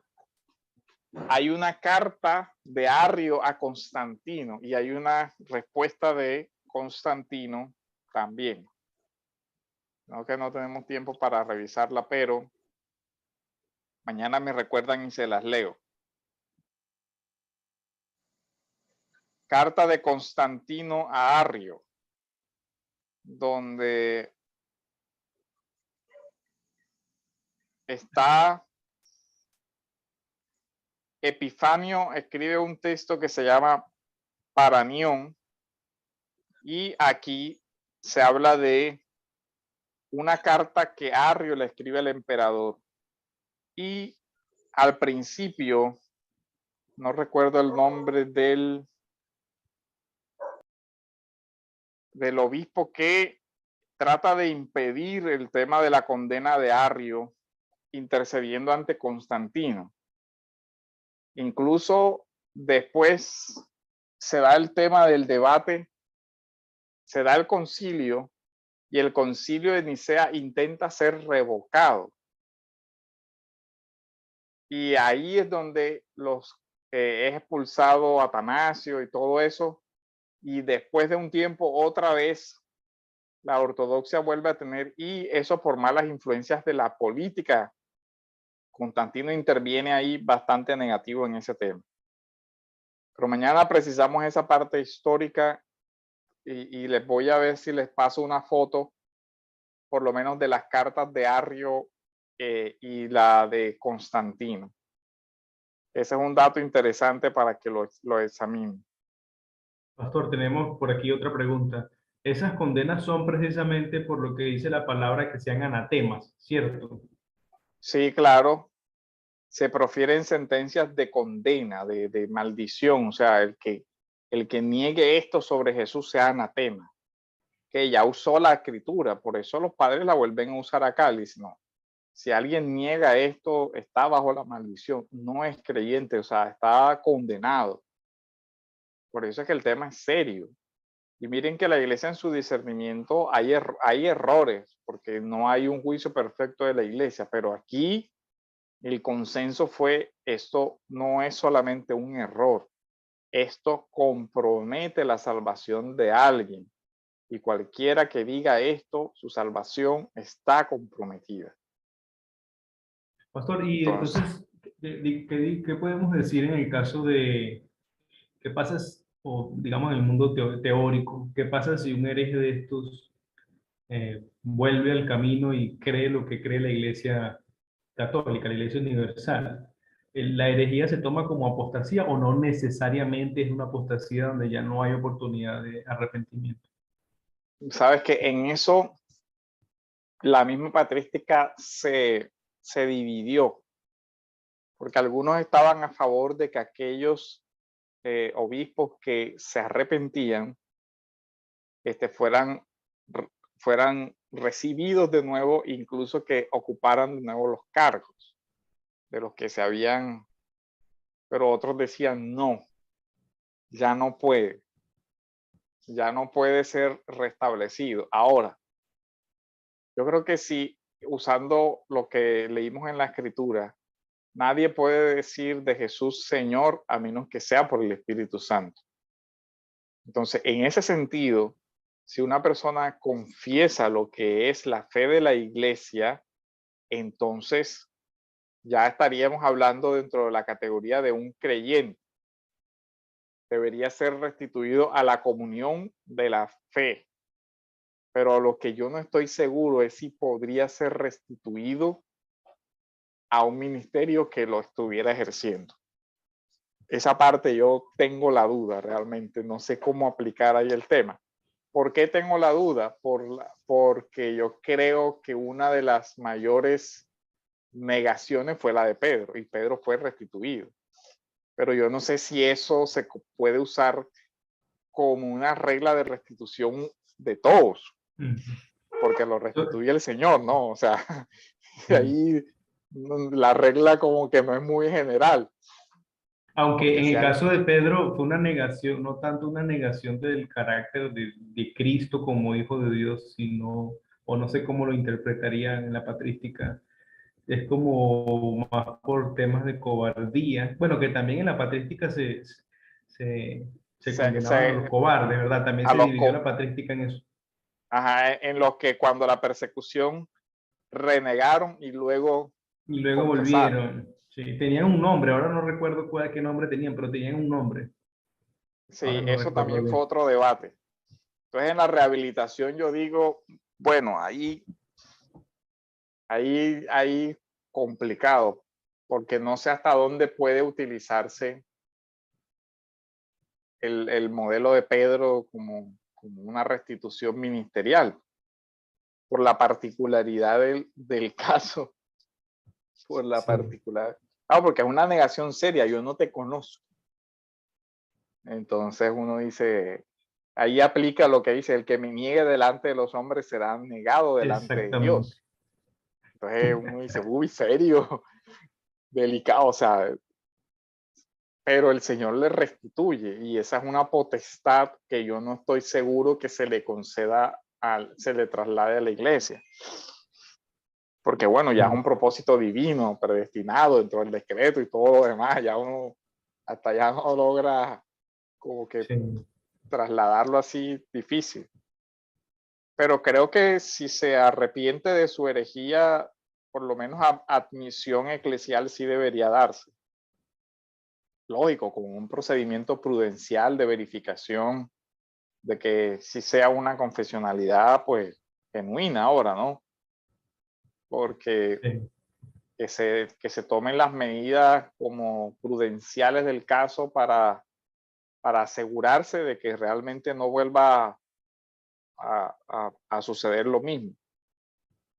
Sí, hay otras preguntas, pastor. Dice, sí, pastor, lo interesante de la clase es que pudimos ver a la luz de las escrituras las fórmulas confesionales y que los credos primitivos buscan exaltar esa unidad de la fe, haciendo frente a las herejías. Hay otra pregunta, pastor, en la filosofía medieval, ¿quién fue Lactancio? Data del año 250 al 320. Y el hermano Alcides piensa que se llama Eusebio de Nicomedia, la persona a quien se dirige Sí, el emperador Constantino. ajá, Eusebio. Hay que hay dos Eusebios, ¿no? Uno de Nicomedia y otro de, De Cesarea, el que escribe, Eusebio de Cesarea, ajá, exacto, Historia el de Eclesiástica. Cesarea. Pero miren que el de Nicomedia es un, digamos, es más decididamente hacia la posición de Arrio. Pero Eusebio de Cesarea es un poquito más moderado que Nicomedia, pero Eusebio de Cesarea es subordinacionista, Interesante. complicadísimo. Entonces, Solo le leemos la historia. exactamente.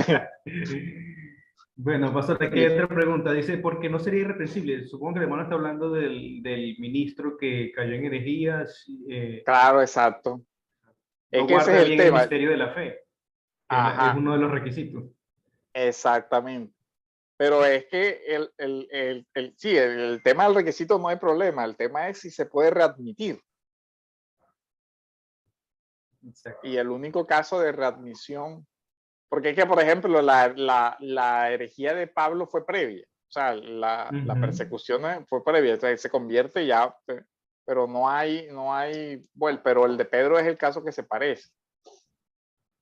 Ahora, hay incluso casos donde se da una sentencia que no implica la dimisión, pero es un pecado moral, como el del rey David. Entonces uno diría, bueno, Dios lo castiga, pero no le quita no lo depone de rey, sigue siendo rey, aunque después vienen las consecuencias terribles. Mm. Entonces es como entrar a ponderar eso y es una situación difícil. Y hubo otro caso por ahí de unos judíos en Hechos, creo que por ahí cerca en el capítulo 19, 20, que tampoco conocían del Espíritu Santo, no sabían del Espíritu Santo, y Pablo les Ajá. corrige esa parte también, pero aquí es un buen ejercicio hermenéutico que hay que hacer por ahí. Hay otra pregunta, Sí, dice, ¿una herejía como eso podría considerarse como reprensible y descalificaría al obispo, cierto? sí, exacto, lo descalificaría. Y ahí la iglesia tiene que deponerlo enseguida para evitar que se siga difundiendo, que fue lo que pasó con Arrio. cuando comenzó con todo su tema, no se tomaron como las medidas de todo, y bueno, que el tipo fue muy astuto también, muy de doblez, o sea, él utilizó incluso miren, aquí hay un mal antecedente ya de la mezcla, porque es que él utiliza como escudo a las influencias políticas que tiene. Ya, entonces, por medio de Eusebio Nicomedia y del mismo emperador, o sea, él logra mantener cierto estatus cubierto ya por una cuestión política. Entonces, incluso después de eso, la influencia del imperio sobre los pastores fue nefasta, porque comenzaron a ingerir en decisiones de carácter eclesial y comenzó la mezcla. Y ya entre los mismos obispos comenzó la competencia por quién ganaba el favor del emperador, porque eso significaba privilegios sociales, económicos, políticos. Y ya entonces comienza la carrera por los cargos eclesiales, ¿cierto? Por quién está más arriba en los cargos y el uno y todo nada diferente de la política de hoy, ¿cierto? O sea, el uno negociando con el otro y cada quien, yo te doy esto y tú me das esto, y la iglesia terminó corrompida, absolutamente corrompida por una política, por esa mezcla. Sí, pastor, tenemos otra pregunta.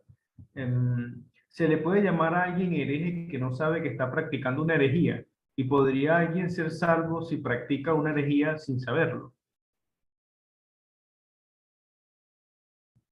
Yo les pongo un ejemplo básico. Usted puede ser envenenado sin saber que está siendo envenenado y los efectos van a hacer que se va a morir del veneno.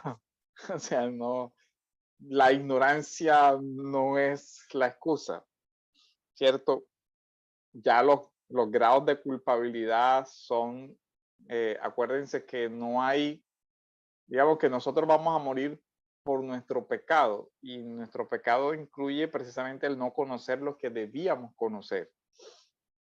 Y por eso la responsabilidad de la iglesia de la proclamación de la verdad, para que se extienda la verdad y el error se disipe. Así que muchas personas, evidentemente, uno ve o podría hacer la distinción entre los que engañan conscientemente y aquellos que aprendieron mal. Pero lastimosamente los efectos no van a ser diferentes.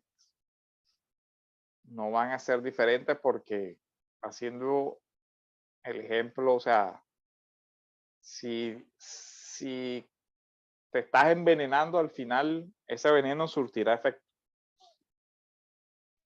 Pastor, yo me pongo a pensar en la pregunta del hermano y a veces uno encuentra, usted mismo lo ha dicho, en nuestras propias iglesias, hermanos que hacen declaraciones heréticas, especialmente hablando del Espíritu Santo. Estaba el otro día leyendo algunas estadísticas y cerca del 32% de los cristianos creen que el Espíritu Santo es una fuerza.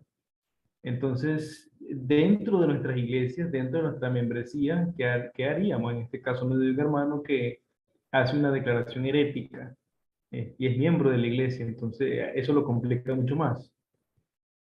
Hay que, bueno, obviamente hay que enseñarle la verdad, pero es complejo. Claro, si él logra corregir o, digamos, puede que no comprenda la verdad y al momento de exponerse le pueda corregir. Pero si no, ya el tema ya es una medida disciplinaria seria. Ahora, lastimosamente eso se presenta por la ausencia de enseñanzas, y ahí también la iglesia tiene que entrar a hacer una evaluación. Bueno, si no tuvimos el cuidado de instruirle en estas doctrinas esenciales, pues obviamente que nos arriesgamos a que tengamos ciertas situaciones eclesiales posteriores. Y es que las iglesias, creo que era el pastor Miguel el que decía, las iglesias se enferman cuando nacen, en el sentido de que si cuando nacen no se ponen los cimientos estables, es como un árbol que va naciendo torcido y al final, pues, cuando ya crece, es que se ven las dificultades. ¿Sí? Estalló esta cosa aquí, estalló esta cosa. Ah, sí, pero ¿de dónde viene? Bueno, que desde el principio esa persona no tuvo claro eso. ¿Cuál es el elemento de su confesionalidad? Y siguió enredándose y cuando vino a ver estalló el tema. Pero entonces, por eso es que el tema del discipular, de enseñar, y aquí el gran problema es que esto se ha olvidado. O sea, si esto se usara, por ejemplo, de base en los credos y explicarle a la persona en el Espíritu Santo, en esto, lo otro, nos ahorraríamos muchos problemas de esa naturaleza. Entonces también esa vuelta a esta parte es importante.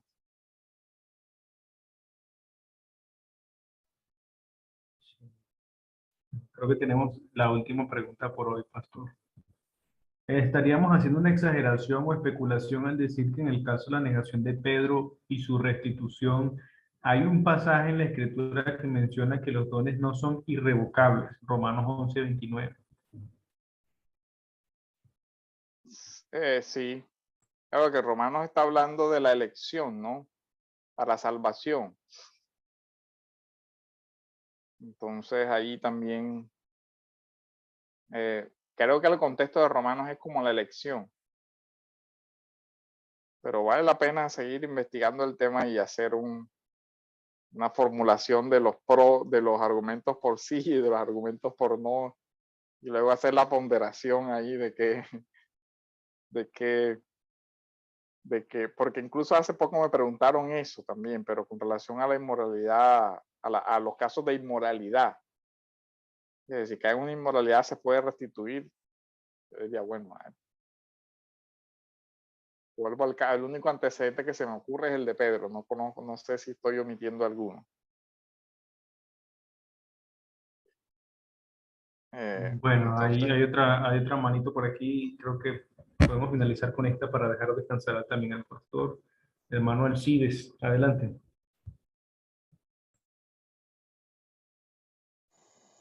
Pastor, el credo de los apóstoles va de la mano con el credo constantinopolitano.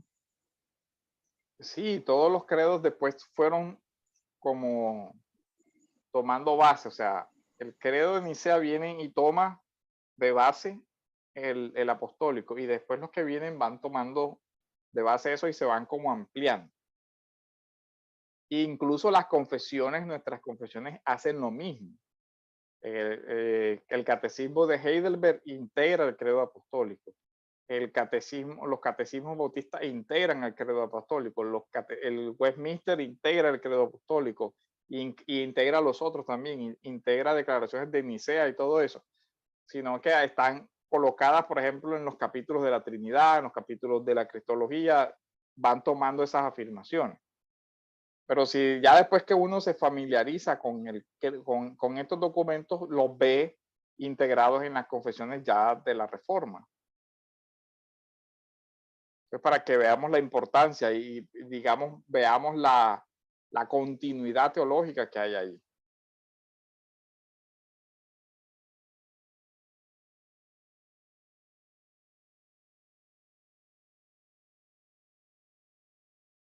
Bueno, hermanos, entonces mañana continuamos.